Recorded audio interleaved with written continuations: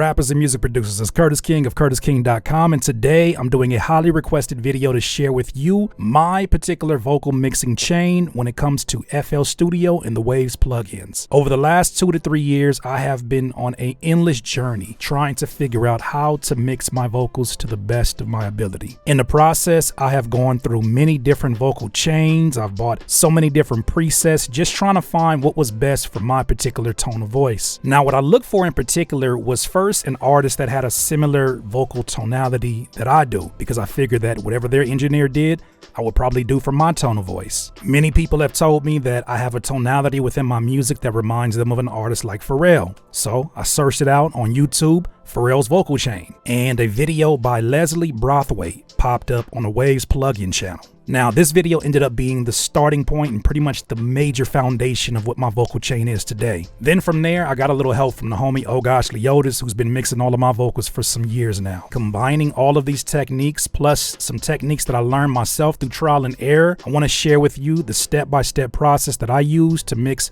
pretty much all of my rap vocals. The microphone that I use to rap on, and the one that I'm currently talking on right now, is a Neumann microphone TLM 103. Secondly, the sound interface that I'm using is an Apogee Symphony Desktop. While this combination is a little bit expensive, it is definitely doing the job for me in terms of creating a solid foundation first. Now, let's open up FL Studio and let's get to this vocal chain. Now, I record every one of my vocals in FL Studio. I just love the way that the workflow works for me making the beat and then inserting the lyrics right after. Now, the song that's open right now in FL Studio is called Find Your Way. For this one, I used a combination of Waves plugins as well as some stock plugins within FL Studio. For the Waves plugin, I use their free plugin called Studio Rec. This allows you to basically import and export your vocal chains and then use them to your liking. This one will be exported and made available to you for free in the description. So let's play the vocal and let's actually tap into the first thing on the chain, which is the De-Esser. This is what Leslie Brathwaite called the man De-Esser, that is specifically for a male vocal tone. Lately I've been free and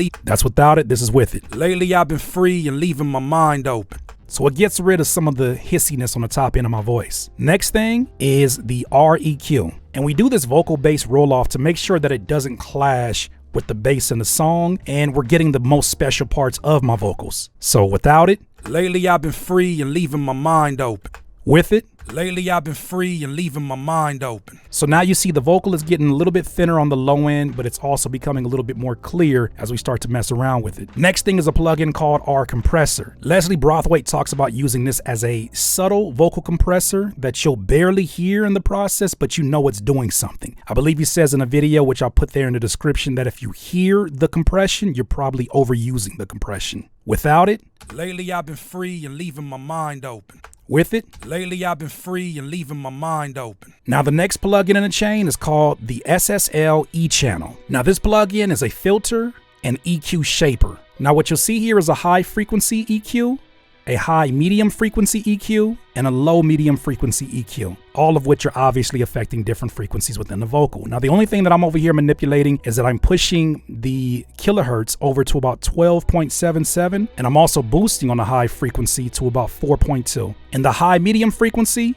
I'm going about -3 on the decibel, and the kilohertz are about 3.5. For the low medium frequencies, I'm going about -3. For the kilohertz, I'm going about 0.92. For the low frequency, I'm going about 271 hertz. And I'm also lowering that lower frequency decibel till about 11.1. Do not go exactly by these numbers. This is just what I use as a solid foundation for my voice. Now, most times I kind of just leave this and go for my vocals, but every once in a while I want my voice to sound just a little bit more thin so that you get more of the clarity. And what I'll do here is manipulate this decibel knob so that I can get a thinner sound on my vocals. So let me let you hear what this sounds like. Without, lately I've been free and leaving my mind open. With, lately I've been free and leaving my mind open. Getting back to me and attempting to be social. Lately I've been free and leaving my mind open.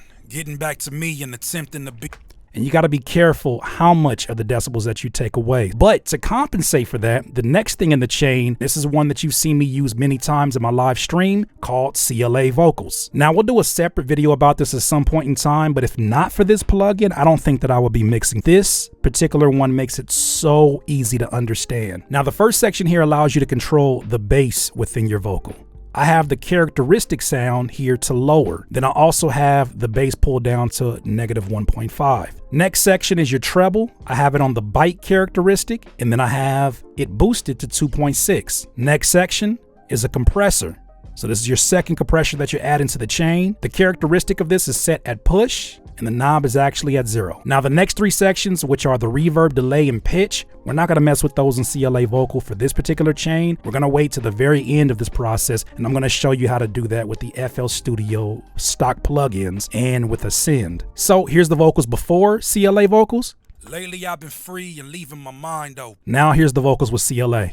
Lately I've been free and leaving my mind open. So that's giving us a little bit more presence and clarity, but we're still not getting that sort of in your face sound that we want to get, especially with rap vocals. It's kind of sitting too far back and it's not going to show up over a heavy beat. So with that said, the next in the chain is actually CLA 76, which is another compressor, a third compressor on this vocal chain. The input is set at -24, the output is set at -18, the release is set to 7, and the attack is set to 4.04. The ratio is 4, and we're using a bluey mode. Let's hear the vocals without it. Lately I've been free and leaving my mind open. Now let's hear it with the CLA 76. Lately I've been free and leaving my mind open. Now, as you can see, this compressor makes a big difference. It allows your vocals to really sit above the mix. Now, of course, with all that boosting, it's going to boost the good things about your vocal and some things that maybe need a little bit more tailoring. This next one is optional, but I like to use it every once in a while, depending on what sound I'm going for. A second De-Esser. Now, this De-Esser is what Leslie Brothwaite calls the dirty De-Esser. This is generally for artists that don't want their voices to sound too clean and too pristine. They kind of want a little bit of a dirtiness to it. This is before. Lately I've been free and leaving my mind open. This is after.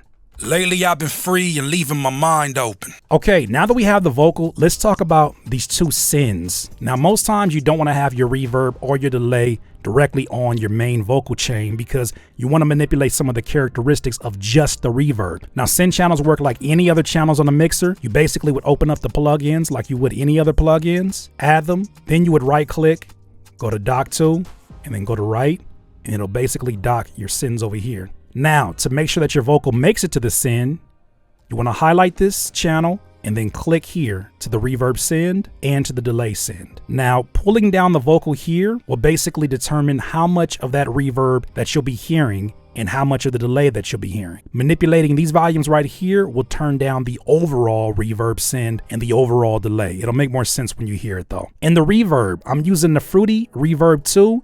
And I actually got this preset from the homie Gosh, and I'm sharing it with you also in this free download in the description. Right here, I have the high cut at 4.0 kilohertz, the low cut at 726 hertz, the size at 50, the diffusion at 100, speed at 33%, modulation at 0, bass at 100%, the decay at 1.6 seconds, the high dampening at 4.0 kilohertz, the crossover at 500 hertz, the dry at 100, early reflection level at 50%, and the wet at 50%. And this is the sound that you'll get. Lately I've been free and leaving my mind open.